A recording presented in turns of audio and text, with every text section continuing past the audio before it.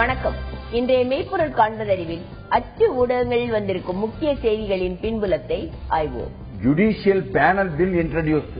நேற்று நாடாளுமன்றத்தில் நீதித்துறை சம்பந்தப்பட்ட ஒரு நீதிபதிகள் நியமனத்தை பற்றியான ஒரு மசோதா ஒரு வரைவு நகலை கொண்டு வந்து வச்சிருக்காங்க. அறிமுகப்படுத்தப்பட்டது நீங்க சொல்றீங்க. ஆனா நீதிபதிகள் நியமன ஆணைய மசோதா வாபஸ். மக்களவையில் மாற்று மசோதாக்கள் அறிமுகம். அத அண்ணா சாலை தமிழ் புதுமுறை. சுப்ரீம் கோர்ட் ஹைகோர்ட் நீதிபதிகளை தேர்வு செய்ய புதுமுறை. நீதிபதிகள் குழுவை நீக்க சட்ட திருத்த மசோதா தாக்கல் என்பதாக போட்டதுன்னா நீதிபதிகள் நியமன ஆணைய மசோதா வாபஸ். என்ன மத்திய அரசின் நடவடிக்கை அதிமுக திமுக ஆதரவு டெல்லி மேல் சபையில் இருந்து என்று மாநிலங்களவையில் நடந்ததை போட்டிருக்க. அப்ப நீதிபதிகள் நியமன ஆணைய மசோதா பாராளுமன்றத்தில் தாக்கல் என்பதற்கும் இன்னொரு பக்கத்தில் ஏற்கனவே உள்ள நியமன ஆணைய மசோதா வாபஸ் என்பதற்கும் அதுக்கு திமுக அதிமுக ஆதரித்தது என்றால் அது ஒரு பெரிய விஷயம் தானே. அப்ப அதை பற்றி விசாரிக்கும் பொழுது இல்லீங்கோ யாரு நம்ம ரவிசங்கர் பிரசாத்தா அவர் தானே சட்ட அமைச்சர்.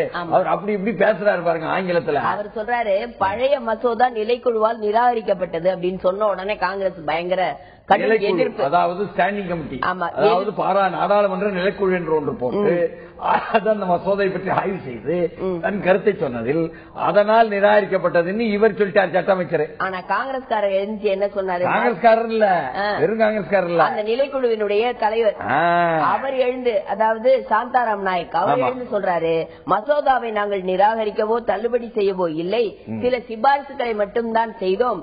அது குறிப்பாக ஒரு மசோதா தாக்கல் செய்த பிறகு அதை வாபஸ் பெற முடியாது.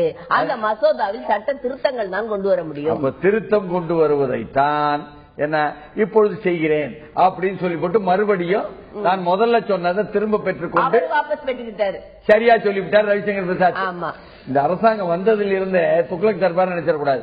ஒன்று சொல்லும் பிறகு வாபஸ் வாங்கணும்னா விரைந்து முன்ன செல்ல முயற்சி பண்ணுதாவோ, தடிக்கு விழுந்தா ஒத்துக்கிடுதாவோ இல்ல அப்படி பாக்கணும் என்று சொன்னால் மத்திய அரசினுடைய நடவடிக்கைக்கு அதுல அதிமுக திமுக சொல்லுவாங்க.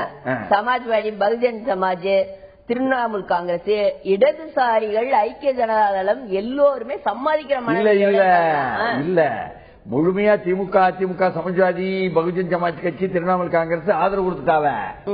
அதாவது கலஜியம் என்று சொல்லக்கூடிய நீதி அரசர்களை வைத்த ஒரு குழுதான் இந்திய துணைக்கண்டத்தினுடைய நீதி அரசர்களை தேர்வு செய்ய வேண்டும் என்ற முறையில் இருந்து இப்பொழுது இருக்கின்ற முறை அது மாற்றி இல்லையா நிர்வாகத்தில் உள்ளவர்கள் கொண்டு அந்த தேர்வை செய்ய வேண்டும் என்று சொல்லக்கூடிய இந்த வரைவு நகல் முன்வைப்பை திமுக அதிமுக சமாஜ்வாதி பகுஜன் சமாஜ் திரிணாமுல் காங்கிரஸ் ஆகியோர் ஆதரிக்க இடதுசாரிகளும் ஐக்கிய ஜனதா தளம் அப்படி சம்மதிச்சு போலாங்கிற மாதிரி இருக்காங்களாம். ஆனால் இந்த மசோதாவை எதிர்க்க வேண்டாம் அப்படின்னு காங்கிரசுக்கும் அறிவுறுத்தப்பட்டிருக்கான். என்ன விஷயம்னா எப்ப நிர்வாகத்துறையில் உள்ளவர்களுக்கு தீர்மானிக்கும் நிலை வருகிறதோ அப்பொழுது அரசியல்வாதிகளுக்கு அப்படி அப்படி வரும் இல்ல, நாங்க நினைக்கிறவங்களை மேல கொண்டாட வைபவம் இல்ல, வருமானமும் வந்துட்டு இருந்தது அப்படிங்கிறோம். ஓஹோ, இந்த முறை ஒன்னும் புதிய முறை எல்லாம் கிடையாது. 20 வருடங்களுக்கு முன்னால் இருந்த முறையை திருப்பி we are going back அப்படின்னு தான் சொல்றாங்க.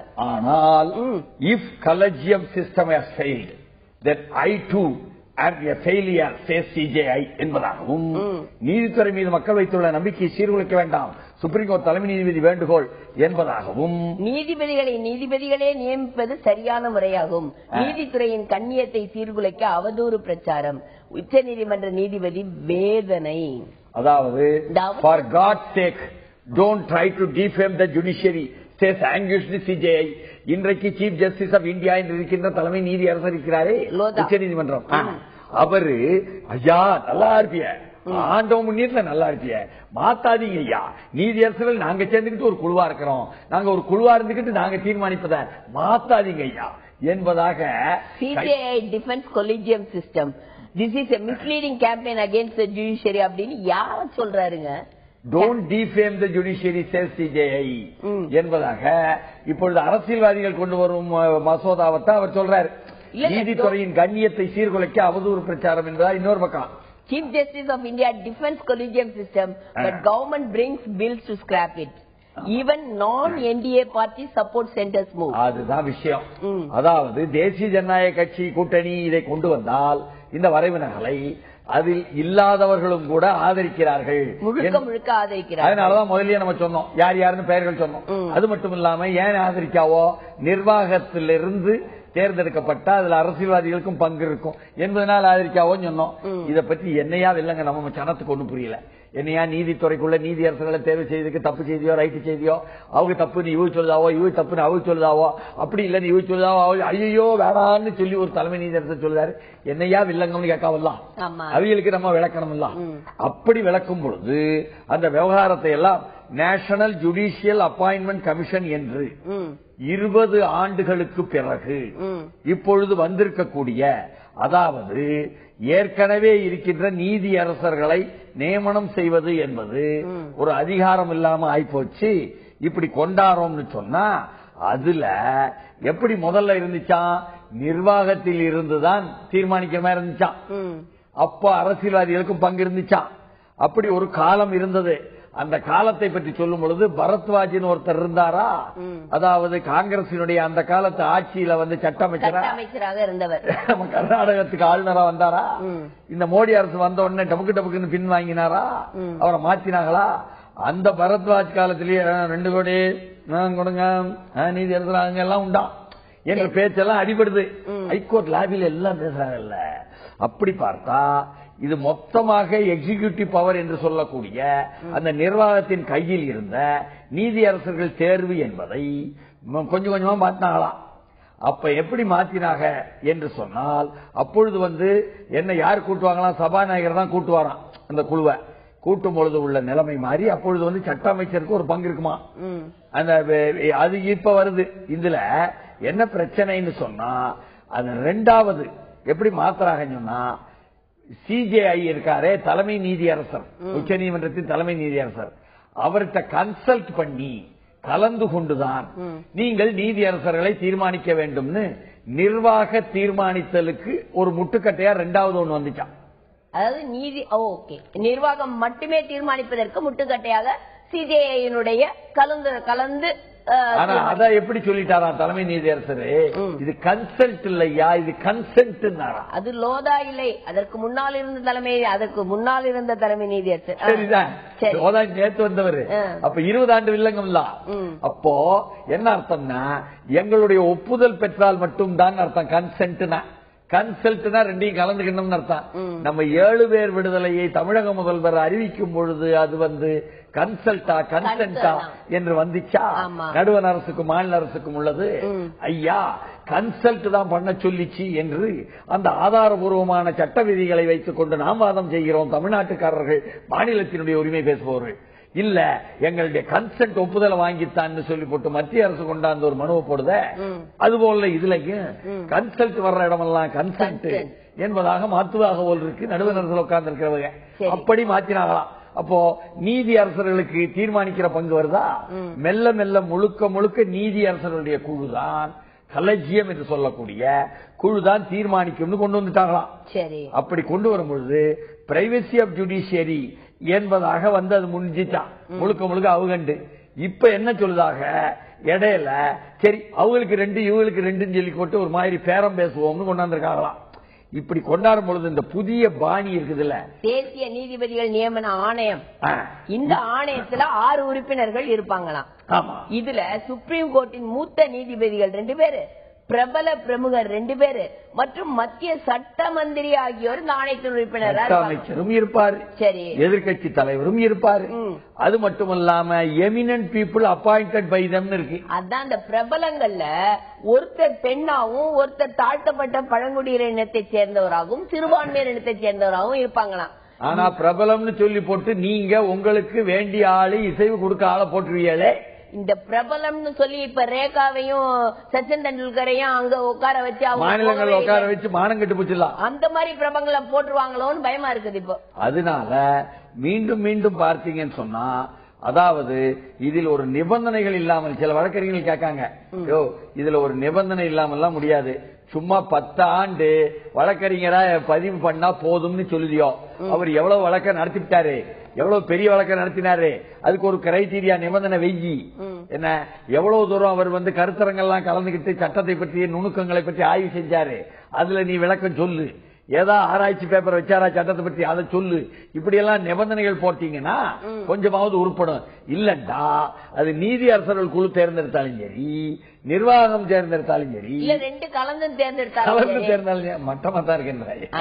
என்னமோ நமக்கு தெரியல. ஆனா பாருங்க, இந்த உச்ச நீதிமன்ற தலைமை நீதிபதி ரொம்ப வேதனையோட சொல்லியிருக்காரு பாருங்க. மக்கள் நீதித்துறை மேல ரொம்ப நம்பிக்கை வச்சிருக்காங்க. நீங்க இந்த மாதிரி நீதித்துறையை களங்கப்படுத்தும் விதத்தில் மக்கள் முன்னால தவறாக பிரச்சாரம் பண்றீங்க அப்படிங்கும் போது, இந்த தவறாக பிரச்சாரம் பண்ணது அதே நீதித்துறையை சேர்ந்தவங்க தானேங்க. அதுதான், அதாவது அவர் சொன்னது இருக்க பின்னாலதான் நம்ம வரப்போறோம். கஜ்ஜுவை பத்தினால கஜ்ஜு குண்டக்க மண்டக்க அல்லது உண்மையை உள்ளபடியே சொன்னதுனால நீதிபதிகளே நியமிப்பது சரியான முறையாகும், நீதித்துறையின் கண்ணியத்தை சீர்குலைக்க அவதூறு பிரச்சாரம் உச்ச நீதிமன்றத்தின் தலைமை நீதிபதி வேதனை அப்படின்னு சொல்லி போட்டு எடுத்த கச்சேரி தாள் போட்டு. சரி, இப்ப கஜ்ஜு அப்படிங்கிறீங்க, collegium system has defeated it's purpose. இன்னொரு உச்ச நீதிமன்ற பழைய நீதிபதி சொல்லியிருக்காருங்க, அசோக் குமாரும். ஆமா, அவரும் சொல்லியிருக்கிறாரு. இந்த அளவுக்கு வில்லங்கமா நிக்குது இந்தியாவுடைய நீதித்துறை என்பதனால பாமரன், சராசரி, சாதாரணன் திருன்னு முடிக்கிற அளவுக்கு உச்ச நீதிமன்றம் தானே உயர்ந்தது. அதுல ஆளை தேர்ந்தெடுப்பது இவ்வளவு வில்லங்கமா என்று கேட்டுக்கிட்டு இருக்காவோ என்று வரும்பொழுதுதான் நாம ஊழல்னு சொல்லி போட்டு சில நீதியரசர்கள் சொல்லுவீங்களே, குறிப்பா தாழ்த்தப்பட்ட சமூகத்தை சேர்ந்த அவரு இவர் என்று, அதே மாதிரி ஆதிக்க சாதிச்சியலை சேர்ந்த அவரு இவருன்னு சொல்லலையே என்று கேட்டா அவங்க கிட்டிக்காரக, எப்படி எதை சேர்க்கணும் தெரிஞ்சவங்க, இவ தெரியாம தப்பு போவோம் தடிக்கி விழுந்தாங்க. விஞ்ஞான முறையில ஊழல் செய்து பணம் சேர்க்கிறவங்க என்னமோ தெரியல என்பதனால ஒரு தெரிய எனக்கு. நாம நேத்தே சொன்னோம், நேற்று நாடாளுமன்றத்தில் வில்லங்காக போகுது இதுதான் ஐயா. உலக வர்த்தக அமைப்புல போய் ஐக்கிய முற்போக்கு கூட்டணி சார்பாக அந்த ஆனந்த் சர்மா என்னத்தையோ கையெழுத்து போட்டு வந்துட்டாரு. அது தப்புன்னு சொல்லி போட்டு நரேந்திர மோடி இப்ப கராரா சொல்லி போட்டாரு. ஜான் கெரியிலே போயா அதெல்லாம் முடியாதியா, எங்க ஊர் ஏழை மக்கள் எல்லாம் பாருங்க சொல்லிவிட்டாருன்னு சொன்னோமா. இந்த வில்லங்கமாயி Congress BJP spar over WTO stand, no contradiction in government stand, finance minister என்பதாகவும் உலக வர்த்தக அமைப்பு விவகாரத்தில் முரண்பாடு என புகார், பிரதமர் விளக்கம் அளிக்க கோரி காங்கிரஸ் அமளி, டெல்லி மேல் சபை ஒத்திவைப்பு. Prime minister, commerce minister on different pages on WTO Congress dash government to reject Bali WTO pact. உணவு பாதுகாப்பு தொடர்பாக பிரதமர் அமைச்சர் பேச்சில் முரண்பாடு, மாநிலங்களவையில் எதிர்க்கட்சியினர் குற்றச்சாட்டு. அதாவது நேற்று நடந்த வில்லங்கத்துல இவங்க ஆப்டர் பாலிக்கு பிறகு BJP had categorically taken a position that it was an imperfect agreement அப்படின்னு சொல்லி அருண் ஜேட்லி நேற்று நிதித்துறை அமைச்சர், it was not an agreement, it was only an interim இடைக்கால ஒப்பந்தம் அந்த ஆள் சொல்ல, interim solution to the problem, இடைக்கால தீர்வுன்னு சொல்லி போட்டு ஆனந்த் சர்மா சொல்ல, என்ன முன்னாள் வர்த்தக அமைச்சர், அதுதான் உண்மை. இந்நாள் நிதியமைச்சர் சொல்றாரு, நீ பாலியில ஒப்புக்கொண்டத அந்த ஒப்பந்தத்தை நாங்க அப்பமே ஏத்துக்கல இப்பவும் ஏத்துக்கல என்பதா சொல்றாரு. அது ஒப்பந்தம் இல்லை என்பதுதான் உண்மை. ஒப்பந்தத்தில் கையெழுத்து போடவில்லை, இடைக்காலமாக 4 வருஷத்துக்கு இது தொடர்ந்து நிற்கும், அதுக்குள்ளேயும் பேசி ஒப்பந்தத்துல கையெழுத்து போட்டுக்கலாங்கிறதா பேச்சு. ஆனாலும் நாங்க வணிகத்துக்கு நிக்கிறோம்னு சொல்லி போட்டு விளக்கம் சொல்றாரு ஜெட்லி நேத்து. அதாவது we are not against trade facilitation ரொம்ப தெளிவா சொல்லிட்டாரு ஜெட்லி. அதாவது நாங்கள் என்னதான் WTO அக்ரிகல்ச்சர் சப்சிடி கேப்ஸ் அதுக்கெல்லாம் எதிராக மினிமம் சப்போர்ட் பிரைஸ்க்கு என்பதற்காக இருந்தாலும் இப்பொழுது நாங்கள் satisfactory progress of finding permanent protection for its அப்படின்னு சொல்லி அதற்கு திருப்திகரமான பதிலுக்காக உள்ள விவாதத்திற்கு தயார். என்னதான் கராரா ஜான்கரிட்ட பேசிவிட்டாலும் மறுபடியும் சமரசத்துக்கு போல தெரியுது. India is not oppose to agreement but wants its adoption postpone till there is a satisfactory progress அப்படிதான் சொல்லியிருக்காங்க. ஆனா உலகம் முழுக்க இந்தியா ஏற்கனவே எடுத்த நிலைப்பாட்டை ஆதரிச்சாவோன்னு சொல்லி குலாம் நபி ஆசாத் சொல்லுதாரு. என்ன உலகம் அது? ஐரோப்பிய உலகம் தானே, அமெரிக்க உலகம் தானே. அவங்க உங்களை ஆதரிச்சுட்டா உங்களுக்கு மகிழ்ச்சியா? இல்ல, ஐரோப்பிய அமெரிக்க உலகம் இல்ல, இந்த குரூப் ஆஃப் 77 அப்படின்னு 77 நாடுகள் இருக்கு இல்லையா, இந்த 77 நாடுகள்ல இந்தோனேஷியாவும் ஏதோ மோதாம சமரசமா பண்ணிக்கிட்டே கிட்டாக போல. அது இல்ல பிரச்சனை. அதாவது இந்தோனேஷியா, பிலிப்பைன்ஸ் எல்லாம் பாத்தீங்க அப்படின்னா அவங்க எப்பவுமே அவங்களுடைய அந்த ரைஸ் வந்து ரொம்ப மெயின் அவங்களுடைய ஃபுட்டு. அவங்க நெட் எக்ஸ்போர்ட்டரா இருந்தாங்க. இந்த WTO வந்த பிறகு என்ன ஆயிடுச்சு அப்படின்னா நெட் இம்போர்ட்டரா மாத்திட்டாங்க. வெளிநாட்டுல இருந்து இறக்குமதி செய்ய வேண்டிய ஒரு சூழல். இப்ப நம்மளும் கோதுமை வெளிநாட்டுல இருந்து இறக்குமதி செய்யறோம் இல்லையா, அந்த மாதிரி ஒரு சூழலுக்கு தள்ளப்பட்டாங்க. அதனால அந்த நாடுகள் வெரி குட் வெரி குட், நீங்க பண்றது ரொம்ப நல்லது அப்படின்னு பேசின விஷயம் தான் பாலியில. அதத்தான் அப்படி சொல்லியிருக்கு. அதாவது இந்திய மக்களையும் விட்டு கொடுக்காமல், அதே சமயம் முழுமையாக தூக்கியும் உலக வர்த்தக அமைப்பினுடைய ஒப்பந்தங்களை எரியாமல் ஒரு சமரசம் மாதிரி தான் அர்த்தம். அப்ப சாராம்சத்துல முடியாது. ஏன்னா எரிஞ்சு பாருன்னு சவால் விடுறாங்களே காங்கிரஸ்காரங்க. இது என்ன உலக வர்த்தக அமைப்பு மொழியா? அதுவும் கேட்கணும்ல. ஏன்னா இன்னைக்கு வந்து அதான் உலகமே ஒரு கிராமமாக இருக்கும் பொழுது உலக வர்த்தகம்னு இந்தியா இல்லாட்டி இந்தியா வந்து நாங்களே உற்பத்தி பண்ணி நாங்களே வச்சுக்கிறோம், எதுவுமே வெளிநாட்டுக்கு அனுப்ப மாட்டோங்கிற ஒரு நிலைப்பாடு இந்தியாவால் எடுக்க முடியுமா? அப்படிப்பட்ட ஒரு சூழ்நிலை வந்தாதான் இந்த உலக வர்த்தக அமைப்புக்கு எதிராக போக முடியும். ஏன்னா உருகுவே ரவுண்ட்ல கையெழுத்து போட்டு வந்திருக்கோம். ஆனால் இதே போன்ற விஷயத்துல இங்க இந்தியாவுக்குள்ள உள்ள வில்லங்கத்துல தேசிய குழுன்னு சொல்லி போட்டு கூட்டினாங்களா பாஜக. அதுல வந்து மோடியால், அமித்ஷாவால், ராஜ்நாத் சிங்கால் நாம் வெற்றி பெற்றோம் அப்படின்னு பெருமைப்பட்டாங்களா? அது மட்டும் இல்ல, man of the match award எல்லாம் கொடுத்துட்டாங்க. அமித்ஷா தான் ஆட்ட நாயகன் அப்படின்னு. எந்த ஆட்டத்துக்கு? அதாவது தேர்தல் ஆட்டம். பாராளுமன்ற 2014 பாராளுமன்ற தேர்தல் ஆட்டத்துக்கு அமித்ஷா தான் ஆட்டநாயகன். அவர் ஆட்டநாயகன்.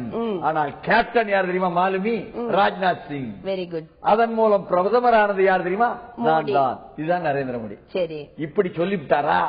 இந்த வில்லங்க உடனே வந்து நாகபுரியில இருந்து நம்ம RSS தலைவர் இருக்கிறாரு, நம்மால அப்படி அடிப்பார் ஒரு அடி.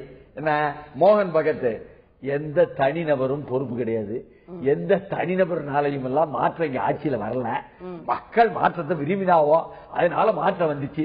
சும்மா நாச்சு தனிநபருக்கு கொண்டு போய் காரணத்தெல்லாம் கொடுக்காது. தனிநபரை மட்டும் சொல்ல, அவரு வெற்றிக்கு கட்சி காரணங்கிறாங்க. தனிநபர் இது கட்சியும் காரணம் இல்ல, தனிநபர் காரணம். அப்ப பாஜகவும் காரணம் இல்ல, தனிநபரும் காரணம் இல்ல, மக்கள் மாற்றத்தை விரும்பினார்கள் அதனாலதான் அப்படின்னு சொல்லிட்டாரு.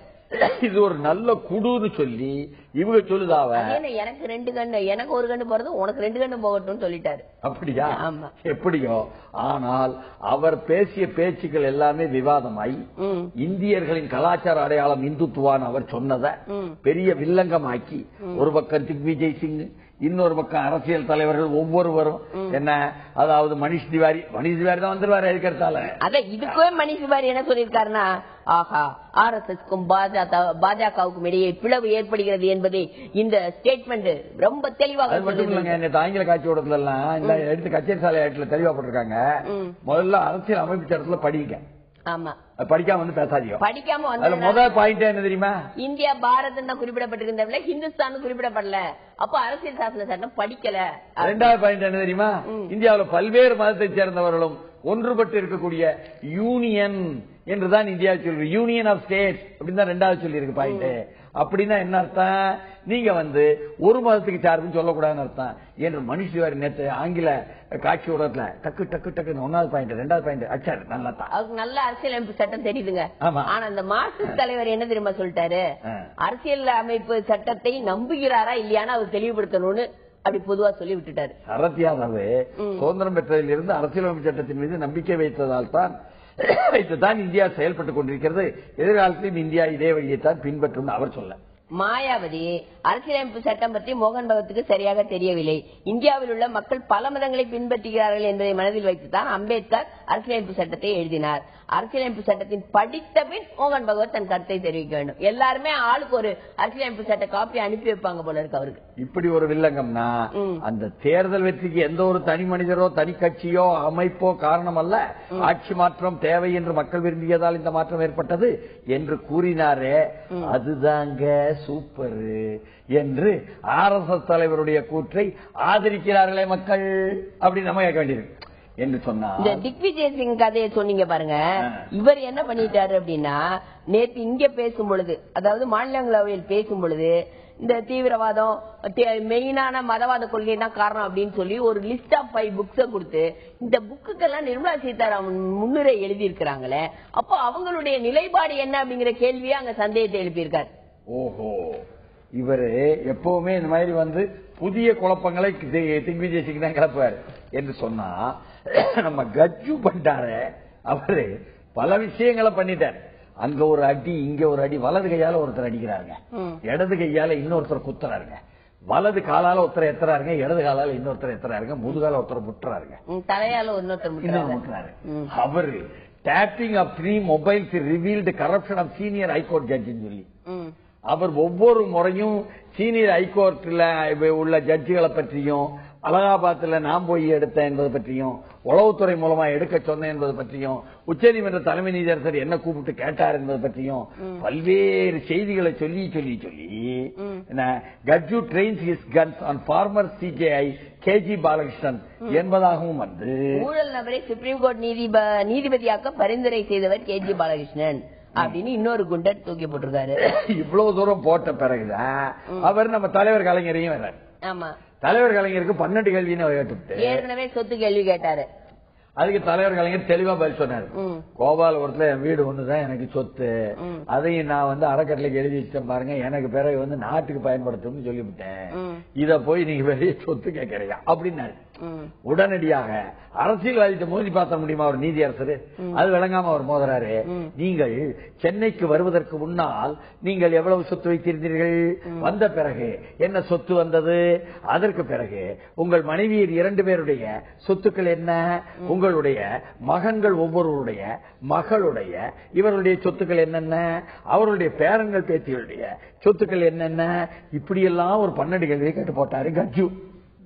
முழுக்க அரசியல்வாதியா திமுக எதிர்கட்சி தலைவர் மாதிரி ஆயிட்டாரு. சரி, உடனே தலைவர் கலைஞர் பதில் கொடுக்காரு பாருங்க. DMK threatens to sue Gajju, ask him to disclose asset information. சொத்து கணக்கு மார்கண்டேய கஜ்ஜு மீது சட்ட ரீதியான நடவடிக்கை. திமுக அறிவிப்பு. 12 கேள்விகளுக்கு பதில் சொல்ல வலியுறுத்தல். நீ 12 கேள்வி கேட்கறியா, நானும் 12 கேள்வி கேட்கிறேன். உங்க சொத்த கூடிய அவன் சொத்த காட்டு சொல்லு அப்படின்ட்டு வர்ணாசிரம தர்மத்தின் அடிப்படையில் மனிதர்களை பிரித்து பாகுபாடு பார்த்து அவதூறு சேற்றை வீசுகிறார். நீங்கள் குற்றம் சாட்டியுள்ள தலைவரின் பிள்ளைகள் தங்களின் வருமானத்திற்கான வரியை வறுமுறையாக செலுத்துகிறார்கள். அடிப்படை அறிவு கூட இல்லாமல் உங்களை செயல்பட தூண்டியது சக்தி எது? நிர்ணயிக்கப்பட்ட விலை என்ன? மேன்மை தங்கிய பொறுப்புகளில் இருந்து கொண்டு கீழ்த்தரமான சிந்தனைகளுடன் செயல்படுவதா? என தலைவர் கலைஞர் குறித்த தனிமனித தாக்குதலை ஒருபோதும் அனுமதிக்க முடியாது. திரும்ப திரும்ப அவதூறு கருத்து தெரிவித்தால் சட்ட ரீதியான நடவடிக்கை எடுக்கப்படும். மார்க்கண்டேய கட்சியின் அறிக்கைக்கு சரமாரி கேள்விகளை கேட்டு கழக அமைச்சர் RS பாரதி கடும் கண்டனம்னு RS பாரதி மூலமா அடிச்சிட்டார் ஐயா. ஒரு 12 கேள்விகளை தலைவர் கலைஞர் அதுதான் நிக்கிறார். தலைவர் கலைஞர் RS பாரதி கலைஞரோட உறுதியா நிக்கிறாரு. கல்யாணம் விலகி போனாலும் நீங்க அது பார்க்கணும். ஏன்னா அப்படி பார்க்கும் பொழுது அதுல மிக தெளிவாக பல்வேறு பிரச்சனைகளை புதுசா கிளப்பி விட்டு இருக்கிறார். நமக்கெல்லாம் இது புதுசுதான். உங்க தாத்தா கைலாஷ்நாத் கட்ஜுவின் சொத்து மதிப்பு என்ன? உங்கள் தந்தை SN கட்ஜுவின் சொத்து மதிப்பு, உங்கள் மனைவி ரூபாவின் சொத்து மதிப்பு, உங்கள் பண்ணைக்கு பக்கத்தில் வேறொரு பெண்ணுக்கு பண்ணையான்னு கேட்டுவிட்டாரு. மகள் மருமகளின் சொத்து மதிப்பு என்ன? அதே மாதிரி மகன் புதுதில்லி நீதிமன்றத்துக்கு சென்ற பொழுது சென்னையிலிருந்து ஒரு பெண்ணை அழைத்துக் கொண்டு போய் வேறு காரணங்கள் சொல்லி அவரை உங்களோடு 2 மாதம் தங்க வைத்ததாக சொல்லப்படுகிறது. அதற்கான செலவை செய்தது யார்? உங்களை ஆட்டி படிக்கும் அரசியல் சக்தி யார்? அப்படி எல்லாம் கேட்டிருக்காங்க. கிழக்கு கடற்கரை சாலையில பண்ணை இல்லம் நடப்பதில்லை. என்ன நடக்கு உங்க பண்ணை இல்லத்துல? பக்கத்துல வேற ஒரு பெண்ணுக்கு பண்ணை இல்லம் வாங்கி கொடுத்தா சொல்லப்படுது. அந்த சொத்து மதிப்பு என்ன? அறிக்கைகள் பின்னணி அந்த பெண் தான் சொல்லுதாக. அது என்ன? இப்படி குண்டக்கா மண்டக்கா ஐயா தனிநபர் தாக்குதல் கூடாதுன்னு சொல்லி போட்டு தனி தனி தனி தனி தனி தனி நபர் தாக்குதலா கொடுத்துட்டாவ. அரசியல்வாதிகள்கிட்ட போய் அது தமிழ்நாட்டு அரசியல்வாதிகள்கிட்ட வச்சா இப்படித்தானே பதில் கொடுப்பாவ. கல்ல தூக்கி எரிஞ்சா என்ன ஆகும்? கல்ல தூக்கி சேத்துல எரிஞ்சா மேலுக்குள்ள சேராதான் போகும். ஆனால் நியாயமான கல்லை நியாயமான முறையில் எரிந்ததும் வந்திருக்குங்க. அதற்கு கூட அநியாயமான முறையிலா என்று தெரியவில்லை. கேஸ் புக் கேசிஆர் டாட்டர் என்று வந்திருக்க. KCR daughter book for sedition. அதாவது தெலுங்கானா முதல்வர் மகள் மீது தேச துரோக வழக்கு பதிவு. தெலுங்கானா முதல்வரா வந்திருப்பது சந்திரசேகர ராவ். சரி, இந்த சந்திரசேகர ராவ் அங்க TRS சொல்லக்கூடிய தெலுங்கானா ராஷ்டிரிய சமிதியினுடைய தலைவர். இவர் முதலமைச்சர்னா இவ பொண்ணு கவிதா. சரி, கவிதா மக்களவைக்கு தேர்ந்தெடுக்கப்பட்டு இப்ப MP. ஆமா, நாடாளுமன்ற எம்பியா இருக்கிறாங்க. ஆமா, அவங்க என்ன கேட்டு போட்டாங்கன்னா நியாயமா கேட்காத. ஹைதராபாத் அவங்களுக்கு பிரச்சனை. ஹைதராபாத் நீங்க ஹைதராபாத்துக்கு ஒரு ஆளுநரை கொண்டாந்து உட்கார வச்சுக்கிடுதியோ, அந்த ஆளுநர் கையில சட்ட ஒழுங்குன்னு கொடுத்துடுதியோ, அப்ப எதுக்கியா தேர்ந்தெடுக்கப்பட்ட சனம், தேர்ந்தெடுக்கப்பட்ட பிரதிநிதி, தேர்ந்தெடுக்கப்பட்ட தெலுங்கானா ஆட்சி, தேர்ந்தெடுக்கப்பட்ட முதலமைச்சர், இதெல்லாம் வில்லங்க வரும்ல. அந்த வில்லங்கத்துக்கு மத்தியில கேட்காரு. ஏன்னா அவங்க ஒரு கூட்டத்துல பேசும்போது சொல்லி இருக்கிறாங்க, சுதந்திரத்துக்கு முன்பு காஷ்மீரும் தெலுங்கானாவும் இந்தியாவின் அங்கமாக இல்லை, வலுக்கட்டாயமாக சேர்க்கப்பட்டது அப்படின்னாங்க. இதுல ஒன்றும் மாற்றுக்கருத்து இருக்கிற மாதிரியே தெரியலையே. வலுக்கட்டாயமாக நிஜாத் கையில் இருந்த ஹைதராபாத்தை என இந்தியாவில் சேர சொல்லி வற்புறுத்தியதோ, நிர்பந்தப்படுத்தியதோ, எடுத்து சொன்னதோ, மிரட்டியதோ, ஆர்மியை கொண்டு வந்து இறக்குவேன் என்று சொன்னதோ, இறக்கியதோ, எதை பட்டேல் செய்தார் என்று தெரியாது. அதற்கு இதை தவிர வேற என்ன வார்த்தை? பிரிட்டிஷ் இந்தியா அப்படிங்கிறது அந்த ஈஸ்ட் இந்தியா கம்பெனியின் கீழ் இருந்த பிரிட்டிஷ் இந்தியாங்கிறது ஒரு சின்ன நிலப்பரப்பு. நீங்க 526 குறுநில மன்னர்களையும் இன்க்ளூடிங் நிஜாம் அண்ட் காஷ்மீர் எல்லாரையும் நீங்க வந்து எந்த இதையெல்லாம் பயன்படுத்தி சேர்த்தீங்க அப்படின்னு நம்ம சரித்திரபூர்வமா எடுத்து பார்க்க வேண்டிய அவசியம். இது எல்லாருக்கும் தெரிஞ்ச விஷயம். தேச துரோக வழக்கு போடுவது. காஷ்மீர்ல ஹரிசிங் வந்து ஏற்கனவே ஒரு சிறுபான்மை இந்துக்களில் இருந்து வந்தவர், அங்க பண்டிட்ல இருந்து வந்தவர் மன்னரா இருக்கும் பொழுது முஸ்லீம் பெரும்பான்மை மக்கள் ஏற்றுக்கொண்ட பொழுது அந்த ஹரிசிங் வந்து நாங்க தனி நாடா போவோம் சொன்ன பொழுது மவுண்ட் பேட்டன் முட்டாத்தனமா முடிவு பண்ணுதேன்னு கேட்டுப்பட்டு இல்ல இல்ல அவங்க பாகிஸ்தான் கூட போட்டும்னு மவுண்ட் பேட்டனுடைய கருத்தை நேருவும் பட்டேலும் ஆதரிச்ச நேரத்துல கூட பாகிஸ்தான் இறங்கி பிடிச்சிருவான் போல் இருக்குன்னு இந்திய ராணுவத்தை ஹரிசிங் கேட்ட பொழுது சரி இறக்குதோம்னு சொல்லி, ஆனா நிர்பந்தத்தின் காரணமாக, வாக்குறுதியின் காரணமாக இங்கே சேர்க்கப்பட்டதுன்னு வரும் பொழுது இதையெல்லாம் அன்றைக்கு நடந்த வரலாற்று செய்திகளை ஒருவர் சொன்னா அந்த அவருக்கு மேல செடிசன் வழக்கு ராஜதுரோகம் போடுவதா? உண்மையில் காஷ்மீர் பண்டிகைகளுக்கு எதிரானவரா அந்த இவர் கவிதா என்று கேட்டால் இல்லை, கவிதா காஷ்மீர் பண்டிட்டுகளுக்கு பாஜகவை விட அதிக குரல் கொடுப்பவர் என்பதை நேற்று மக்களவை தீர்மானித்தது என்பது ஒரு இடைவேளைக்கு பிறகு. அதாவது இந்தியாவினுடைய வரைபடத்தில் தலையாக இருக்கின்ற காஷ்மீரில் இருக்கின்ற பண்டிட்டுகளை பற்றி, அவர்கள் கடினப்படுவதை பற்றி, கஷ்டப்படுவதை பற்றி, அவர்கள் மீது கொலைவெறி தாக்குதல் நடந்ததை பற்றி, அவர்களுக்கு சாதகமான சிந்தனைகளோ கருத்துக்களோ அங்கிருந்து காஷ்மீரில் இருந்து வரலாம், ஜம்முவில் இருந்து வரலாம், டெல்லியில் இருந்து வரலாம், வட இந்தியாவில் இருந்து வரலாம் நினைச்சுக்கிட்டு இருக்கா போல் இருக்கு. இப்ப a cry for pandits from down south, தெற்க கடைசியில இருந்து வருதுன்னு சொல்லி நம்ம கவிதா பேசினாங்களே, அவங்க பேசியதை எடுத்து போட்டிருக்காவ. கவிதா எழும்பி பேசின உடனே home minister Rajnath Singh, senior BJP leaders எல்லாம் ஸ்டன் ஆயிட்டாங்களாம், அதிர்ச்சி ஆயிட்டாவ. என்னங்களா இது நம்ம வார்த்தையிலே பேசுறாங்க, நம்மளை விட இது ஆழமா பேசுறாங்க. இது என்னவோ சொல்லுவாங்களே 8 அடி தாண்டா 16 அடிக்கிற மாதிரி பேசுறாங்க. வழியே இல்லாம அத்வானி எழுந்து அவர்கள் சொல்வதை ஆதரிக்கிறேன்னு சொல்லிட்டாராம்ல. அந்த அளவுக்கு கவிதா வந்து இறையாண்மையின் மீது நம்பிக்கையும் ஒற்றுமையின் மீது அக்கறையும் கொண்டவர். அவர் மேல ராஜதுரோக வழக்கா? சிரிக்க போறாங்க ஐயா நீங்க பண்ற கூத்தெல்லாம் என்று கேட்டால், அங்கே வந்து கவிதா சொல்லும் பொழுது ஒவ்வொரு பிரச்சனையா சொல்றாங்க. she demanded a retrial in the case of a terrorist Farooq Ahmed என்று ஒருவர் அப்பமே வந்து செய்த படுகொலைகளை 1990ஆம் ஆண்டு பிப்ரவரி 2ஆம் தேதி அவர் செய்ததையெல்லாம் சதீஷ்குமார் டிக்கு என்பவரை படுகொலை செய்தார், ஒரு இளம் வணிகரை என்ற விஷயம் 16 ஆண்டு நடந்து பிறகு நீங்க ஆதாரபூர்வமா நிரூபிக்கலன்ட்டு விடுதலையானாரு. இப்ப விடுதலையாகி சுதந்திரமா நடமாடுதாரு. அத மறு விசாரணை செய்யின்னு கேட்காத மக்களவையில. கவிதா பாருங்க எவ்வளவு உறுதியா கேட்காது. அதே மாதிரி ஒவ்வொரு பிரச்சனையும் என்ன, இன்னொரு இந்த டிக்குவினுடைய தந்தை பிருத்திவிநாத் அவரும் கூட என்ன சொன்ன செய்திகளை எல்லாம் எடுத்து சொல்லி, அதே மாதிரி Indian air force squadron leader Ravikant, corporal DG Singh அப்படின்னு ஒரு 4 பேரு அவங்க ஸ்ரீநகருக்கு வெளியே கொல்லப்பட்டது, அதுவும் அந்த 1990ஆம் ஆண்டு அந்த பிரச்சனையும் பேசியிருக்காங்க. இந்த 2 வழக்கு விவரத்தையும் 47 பேர் விதவைகளானதையும் பேசியிருக்காங்க. ஆமா, அது மட்டும் இல்லாம தகவல் பெறும் உரிமை சட்டப்படி என்ன போட்டு அதன் மூலமா வந்திருக்கக்கூடியதையும் ஒரு தகவலும் இல்ல. அதாவது இந்த அந்த ஏற்கனவே நடந்த அந்த குற்றத்துல கராத்தே அப்படிங்கிறவர் வந்து வெளியே வந்துட்டார்ல, இவர் எங்க இருக்காரு, அவரை பத்தி தகவல் கொடுங்க அப்படின்னு தகவல் பெறும் உரிமை சட்டத்துல கேட்டா தொடர்ந்து வந்து உள்துறை அமைச்சகம் என்ன சொல்லிருக்கு அப்படின்னா, எங்களுக்கு எந்த விவரமும் இல்லை, எந்த விவரமும் இல்லை தகவலை கொடுத்துருக்காங்க.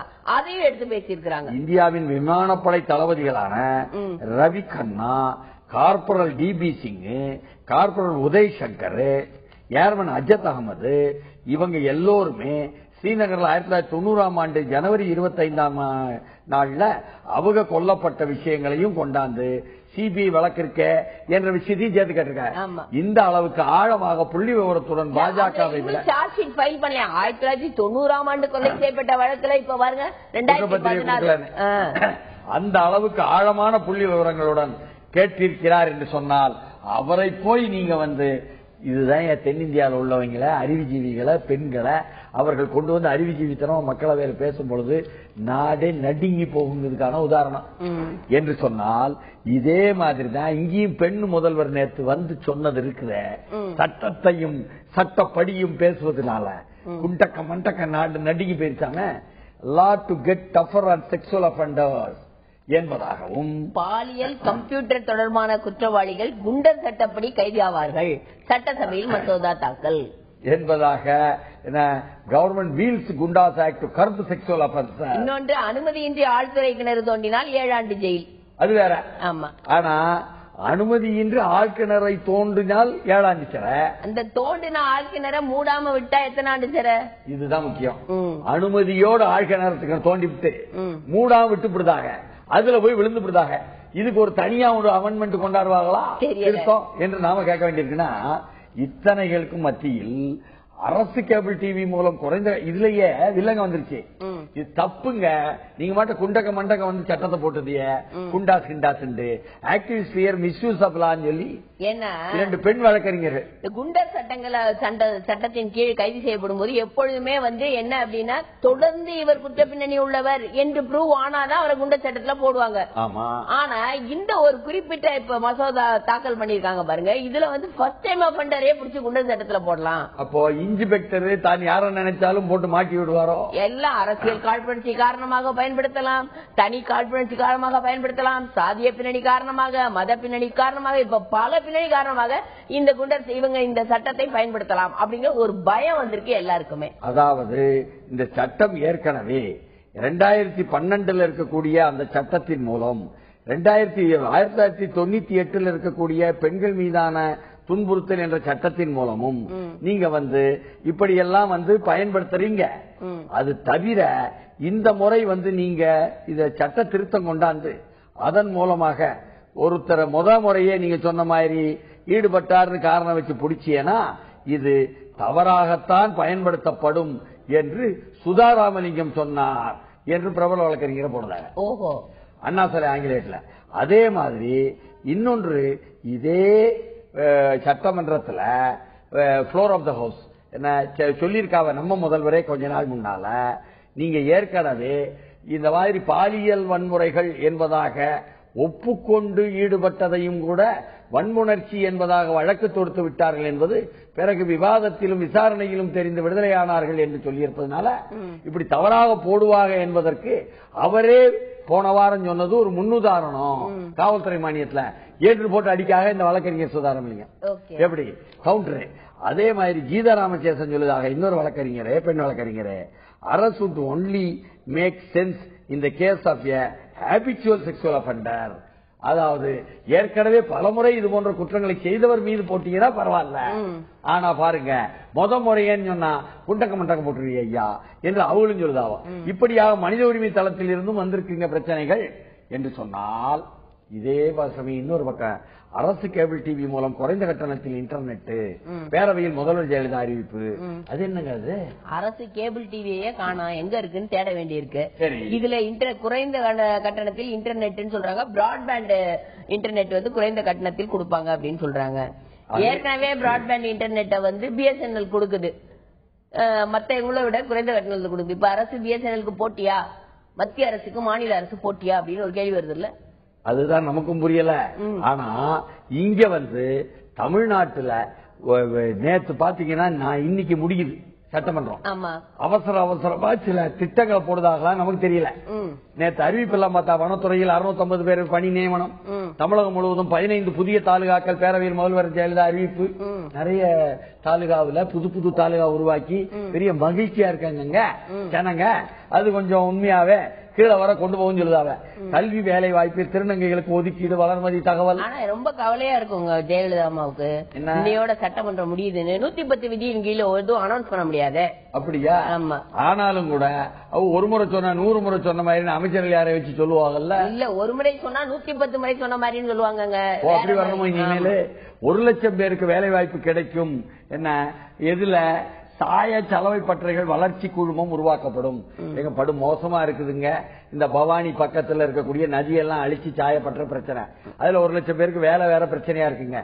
அதனால திருப்பூர் பக்கம் நாங்க சுற்றுச்சூழல் அமைச்சர் இதுல இருந்து பாதுகாப்பில் இருந்து தமிழ்நாட்டுல அவங்க மாசு கட்டுப்பாடு வாரியத்துல இருந்தும் ஆளை வச்சுக்கிட்டு, அதே மாதிரி இந்த திருப்பூர் அந்த உற்பத்தியில் இருந்தும் ஆளை வச்சுக்கிட்டு, சாயப்பட்ட பிரதிநிதியும் வச்சுக்கிட்டு, இப்படி அங்க இண்டஸ்ட்ரியல் ரெப்ரசன்டேஷன் இப்படி எல்லோரையும் கொண்டு குழு கட்டி நாங்க சரியா செய்வோம் என்று சொல்லியிருக்காவ.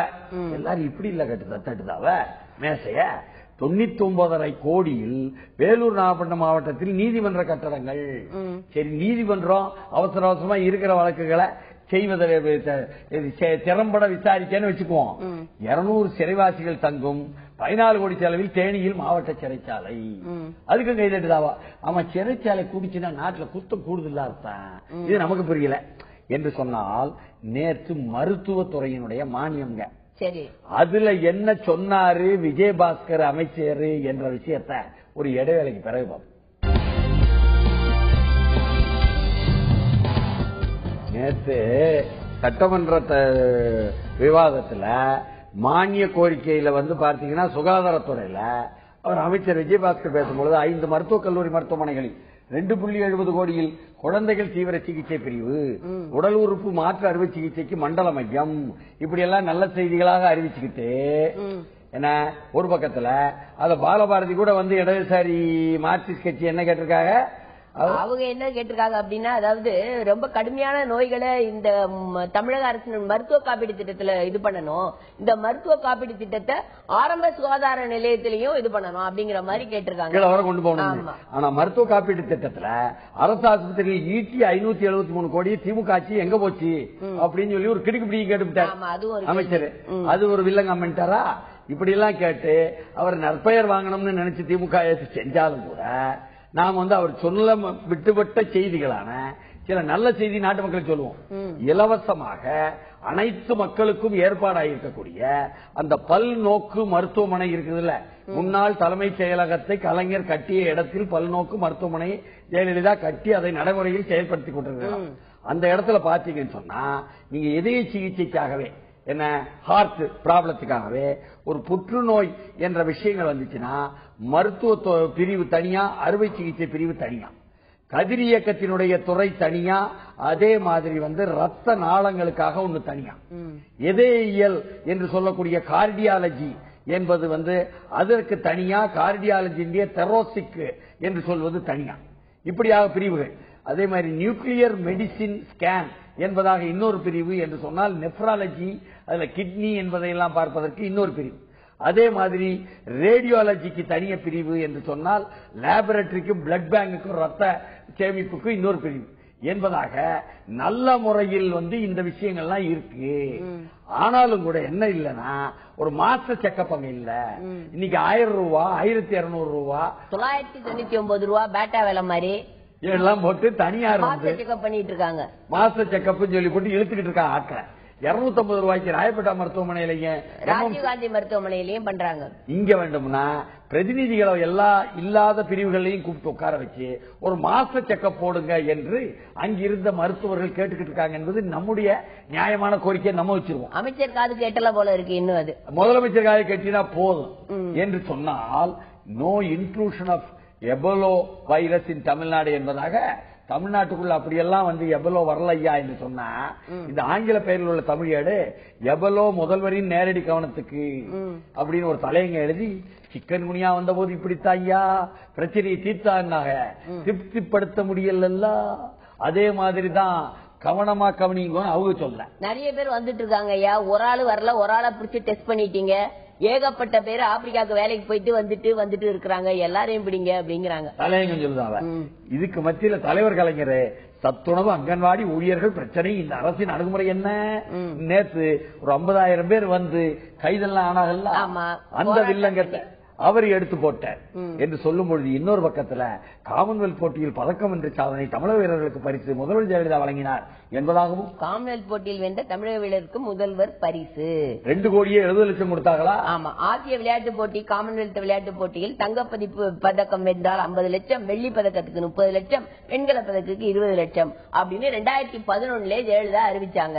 2 பெண்களும் 5 ஆண்களும் நேத்தெல்லாம் பாத்தீங்கன்னா மிக சிறப்பாக வந்து முதல்வர்கிட்ட போய் பரிசு வாங்க பொழுது, யார் அந்த பெண்கள்? அந்த தங்கம் வென்ற ஜோஷ்னா தீபிகாவை சொல்றீங்க? ஆமா. அவர்கள் எத்திராஜ் கல்லூரியை சேர்ந்தவர்களா, எத்திராஜ் கல்லூரியுடைய பழைய மாணவர்கள் சொல்லி பாத்தீங்கன்னா தீபிகா பலிகரையும் சேர்த்து. ஆனா இத நேத்து நிகழ்ச்சி நடத்துறாங்கன்னு சொன்னா நாம கூட பெருமையா மகிழ்ச்சியா சொல்லியிருப்போம். நேற்று எத்திராஜ் மாணவிகள் எல்லாம் திரண்டு அதற்கு முன்னால் அவர்கள் வந்து கையை காட்டிட்டு இருந்தது உள்ளபடியே பெண்களுடைய எம்பவர்மெண்ட் என்ற மேலதிகாரப்படுத்தலில் இது ஒரு பதிவு என்று நாம் சொல்லாமல் இருக்க முடியாது என்று சொன்னால், இங்க நீங்க சொல்லாம இருக்க முடியுமா? திமுக உள்ள விவகாரத்தை அழகிரிக்கு ஒரு நீதி, ஸ்டாலினுக்கு ஒரு நீதியா? அறிவாலயத்தில் குவியும் ஆதங்க கடிதங்கள் இந்த அண்ணா சாலை தமிழ் ஏடு தான் எடுத்து போட்டிருக்காங்க. அது மட்டுமா எடுத்து போட்டிருக்காங்க?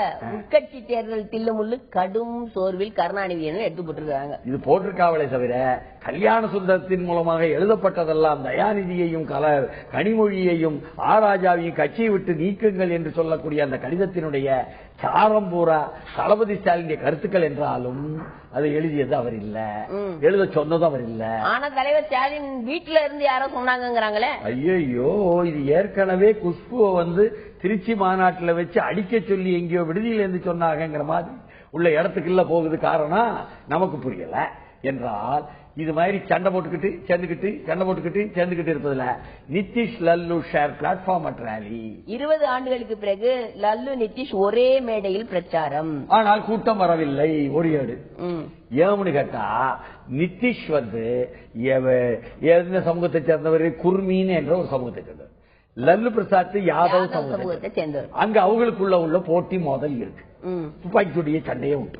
இப்படி வரலாற்றுல 20 வருஷத்துக்கு முன்னாடி 2 பேரும் ஒன்னா ஒரே கட்சியில தானே இருந்தாங்க. ஜனதாதள்ல இருந்தாவ. ஓடி வந்தாரு அப்ப நிதிஷ்.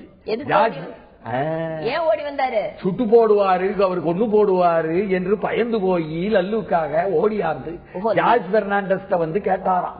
லல்லுட்ட இருந்து உயிரை காப்பாத்திக்க ஓடி வந்து ஜார்ஜ் பெர்னாண்டஸ் புதிய கட்சி ஆரம்பிக்க கேட்டிருக்காரு. அதனாலதான் சமதா கட்சியை ஜார்ஜ் பெர்னாண்டஸ் ஆரம்பிச்சாராம். இது ஜார்ஜ் பெர்னாண்டஸ் சென்னைக்கு வரும்பொழுது அவர் வந்து உயிர்ப்புடன் செயல்பட்டு இருக்கும் பொழுது சொன்ன செய்தி நமக்கு என்று சொன்னா, இப்ப மறுபடியும் சேர்ந்துட்டா உடனே வந்துருமா? உடனே சரியாகாது, சரியாகும் என்ற நிலையில் வந்தால், இங்கே பட்டியல் இனத்தவரின் உரிமைகளை பதிவு செய்திருந்த செப்பேடு கிடைத்தது, பாதுகாத்து வருவதாக ஜான் பாண்டியன் தகவல். பழனியில அங்க வந்து எங்களுக்கும் மண்டபப்படி உண்டு இருக்குதுல, தேவேந்திர வேளாளர் மக்களுக்காக இருக்கப்பட்டது செப்பேடு ஒண்ணு இருக்கு. அது தேடி தேடி கண்டுபிடிச்சு எங்கேயும் காணா.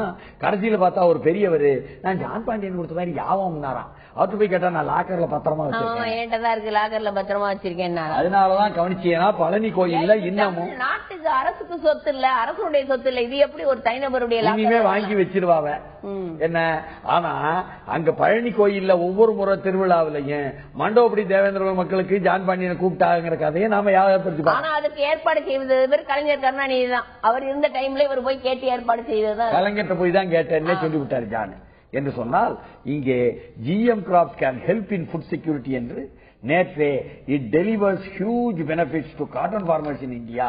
இந்தியாவில் BT காட்டன் மூலமா என்ன மரபணு மாற்று நிறைய பருத்திக்கு நிறைய லாபம் கொடுக்குன்னு சொல்லி போட்டு ஒரு செய்தியே நேற்று வந்து ஏகப்பட்ட லாபம் கொடுத்துதாங்க. 2002 இருந்து 2014 கிட்டத்தட்ட 2 லட்சம் விவசாயிகள் தற்கொலை பண்ணியிருக்காங்க. இதே ஆண்டுகள்ல $10,000 கோடி வந்து அந்த கம்பெனிக்கு லாபமா கிடைச்சிருக்கு. லாபம் யாருக்கு அப்படின்னு பாத்துக்க வேண்டியது நிறுவனத்துக்கு. ஆனா இத போட்டவங்க தாங்க வயிற்றுல அடிச்சுக்கிட்டு கடனாளி ஆகி அதனால கடனை கட்ட முடியாம கௌரவத்துக்காக செத்து போனாங்களே, தற்கொலை பண்ணிக்கிட்டாங்களே. 1000, 2000, 3000 நம்பர் கூடிச்சு. இதுவும் இதே என்ன மகாராஷ்டிரா மாநிலத்தில் நடந்துச்சு என்று கேட்டால், don't follow MNC promoted GM crop science blindly அப்படின்னு யார் சொல்றா? அதாவது சங் பரிவாரில் இருக்கின்ற அங்கே அஸ்வனி மகாஜன் என்று சொல்லக்கூடிய சுதேசி தியாகரன் மன்சனுடைய ஆளு தலைவர், அமைப்பாளர்.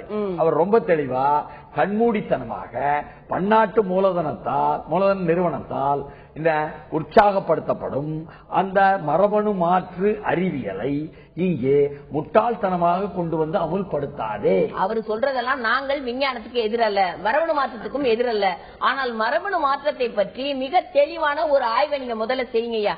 முதல்ல இது மனிதருக்கு, மனிதனுடைய உடல் நலம், அதே போல மண்ணினுடைய உடல் நலத்துக்கு, மண்ணினுடைய நலத்துக்கு இது கேடாக இருக்கா இல்லையா அப்படின்னு முழுமையான ஆய்வு செய்த பிறகு அப்புறம் எதுவும் செய்யுங்க. அது மட்டுமல்ல, அவர் ஊடகவியலாளர்களை சந்திக்கும் பொழுது யோஜனா குசாய், அப்புறம் முகேஷ் ரஞ்சன், அப்புறம் டாக்டர் மகாஜன், இவங்க எல்லாருடனும் சேர்ந்துகிட்டு மோடி அரசாங்கம் சக்கமிங் டு பிரஷர் ஃப்ரம் MNCs, பன்னாட்டு மூலதன நிறுவனங்களால் நிர்பந்திக்கப்படுகிறது.